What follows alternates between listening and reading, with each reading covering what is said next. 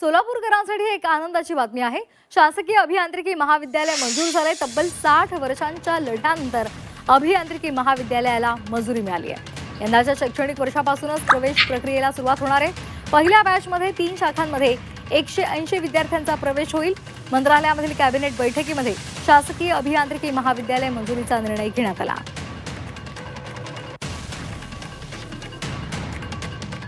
सोलापूरला स्वतःचं अभियांत्रिकी महाविद्यालय मंजूर करून देऊ आणि आज खऱ्या अर्थाने मंत्रिमंडळात त्या महाविद्यालयाला मंजुरी मिळालेली आहे। लातूर पॅटर्न प्रमाणेच यंदाच्या वर्षी 3 विषयांचं या ठिकाणी सुरुवात होतोय आणि विशेष करून मुख्यमंत्री देवेंद्र फडणवीस साहेबांची स्पष्ट सूचना होती की सोलापूरकरात मध्ये मोठ्या प्रमाणात कामगार वर्ग आणि कष्टकरी वर्ग असल्यामुळं तंत्रनिकेतन विद्यालय सुरू ठेवूनच या महाविद्यालय या ठिकाणी मंजुरी देण्यात यावी आणि त्याच अनुषंगाने सोलापूरच्या सध्या चालू असलेल्या तंत्रनिकेतनच्या जागेत जी 34 एकर जागा आहे त्या ठिकाणी या अभियांत्रिकी महाविद्यालयाला मंजुरी मिळाली आहे।